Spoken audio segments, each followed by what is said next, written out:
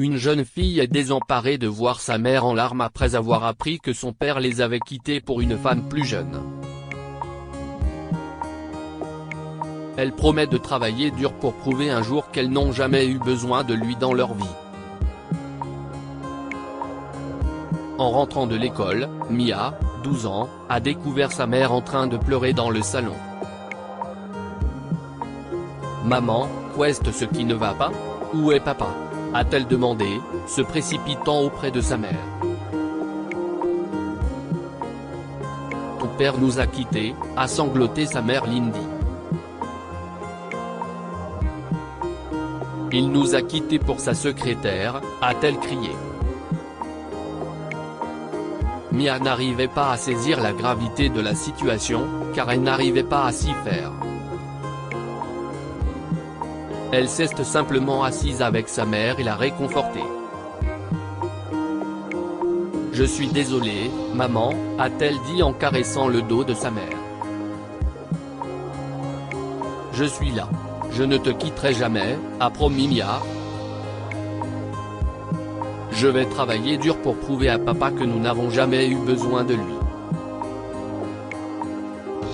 Je te le promets, maman. Nous sommes là l'une pour l'autre, et si est-il suffisant ?»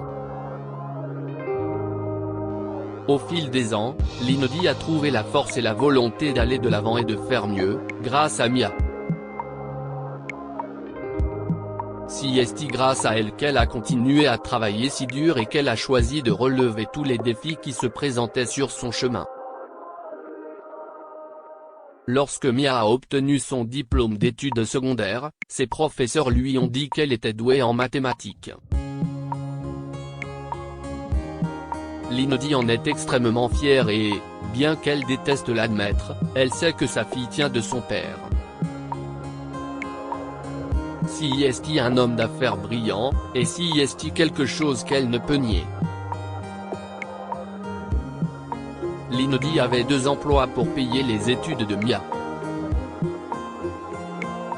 Bien qu'elle bénéficie d'une bourse d'études, cela ne suffit pas à couvrir l'intégralité de ses frais de scolarité dans une prestigieuse école de l'Ivy League. « Maman, j'irai dans une université d'État », a dit Mia à sa mère après avoir vu Lindy épuisée après le travail un jour. « Je te promets, ça ne me dérange vraiment pas », a-t-elle insisté. Lindy a secoué la tête et a refusé. « Absolument pas », a-t-elle dit à sa fille. « Tu es destinée à la gloire, et tu recevras la meilleure éducation dans une université renommée. Tu le mérites. Ne t'inquiète pas pour maman », a-t-elle souri. Je m'en occupe. Il est vrai que Mia excellait à l'école, et qu'elle était toujours la représentante de sa classe dans plusieurs concours de mathématiques. Un jour, elle a été choisie comme l'une des représentantes aux Olympiades de mathématiques de l'université. « Au revoir, maman. Je ramènerai l'or », a dit Mia en embrassant sa mère avant de partir pour la compétition. « Je te verrai à mon retour. Au revoir, ma chérie », a dit Lindy en saluant sa fille. « Nous ferons un grand dîner une fois que tu seras de retour pour célébrer cet exploit.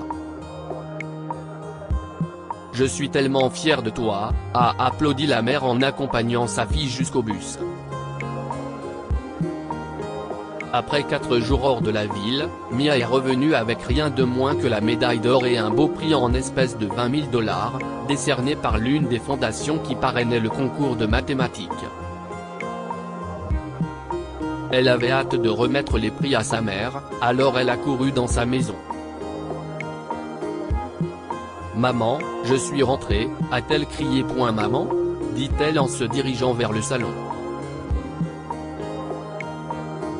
Où es-tu » Mia venait de parler à sa mère au téléphone, elle savait donc qu'elle était à la maison. Elle a couru dans les escaliers et a été surprise de voir Lindy inconsciente sur le sol de sa chambre. « Maman, a-t-elle crié, se précipitant vers elle. Maman, réveille-toi, a-t-elle dit, ses mains tremblant de peur. Elle a tâtonné pour sortir son téléphone de sa poche et appeler le 911. Aidez-moi s'il vous plaît, a-t-elle dit à la personne au bout du fil. J'ai trouvé ma mère inconsciente sur le sol. Je ne sais pas depuis combien de temps elle est là, mais elle a un pouls. S'il vous plaît, venez vite. L'ambulance est arrivée en moins de 5 minutes pour transporter l'inodie à l'hôpital. Mia l'a accompagnée là-bas, où elle a subi quelques tests pour déterminer ce qui n'allait pas. L'inodie a repris connaissance après avoir été mise sous perfusion. Mais un problème plus grave avait été détecté, elle avait une artère bouchée. Votre mère doit être opérée d'urgence. Nous ne voulons pas prolonger l'opération car elle pourrait être fatale, explique le médecin à Mia, qui pleure de peur. Je sais que ma mère a une assurance. Pouvons-nous l'utiliser pour payer ? A-t-elle demandé. Nous allons l'opérer, mais l'assurance ne couvre pas ce genre d'opération. Vous devrez trouver un moyen de payer sa facture avant qu'elle ne soit autorisée à partir. Je suis désolé, ma chérie, s'excuse le médecin avant de faire rouler l'inodie dans la salle d'opération. Mia jeta un dernier coup d'œil à sa mère, qui luttait pour sa vie sur le lit d'hôpital. Je vais te sortir d'ici, maman, je te le promets, se dit-elle avant de quitter l'hôpital. Elle a décidé de contacter son père. Mia a pris un taxi pour se rendre au bureau de son père, où elle est accueillie par nul autre que sa secrétaire. Mia, dit-elle d'un air suffisant. Quelle surprise de te voir ici. Que nous vaut ce plaisir? Je dois voir mon père, a-t-elle répondu froidement. Voyons s'il a le temps, a dit la secrétaire, en marchant avec Mia vers le bureau de son père. Après avoir frappé, son père a dit à sa secrétaire et à sa petite amie de lui laisser 5 minutes avec Mia. Pourquoi ne m'as-tu contacté que maintenant, après 6 ans, Mia? J'ai essayé de te joindre, a dit son père, Jamie. Tu nous as quittés. Pour elle, a répliqué Mia. Pourquoi est-ce que je voudrais passer du temps avec toi après que tu as abandonné notre famille? Sais-tu à quel point cela nous a fait du mal, papa? Disait-elle en retenant ses larmes. Eh bien alors, pourquoi es-tu ici aujourd'hui? Lui a demandé Jamie. Laisse-moi deviner. Tu as besoin d'argent? Demanda-t-il avec arrogance. Maman se bat pour sa vie à l'hôpital. S'il te plaît, je te rembourserai quand je trouverai du travail. Mais s'il te plaît, sauve maman, a supplié Mia. Je peux le faire. Jamie a commencé à dire. Mais ma condition est que tu commences à vivre avec moi. Tu ne veux pas être avec papa? A-t-il demandé à sa fille. Pourquoi faire? Mia a répondu. Toi et moi n'avons jamais été proches. Pourquoi essayer d'être un père maintenant? Ok, alors ma réponse est non. Trouve de l'argent ailleurs et va-t'en, a dit Jamie sévèrement. Mia a secoué la tête.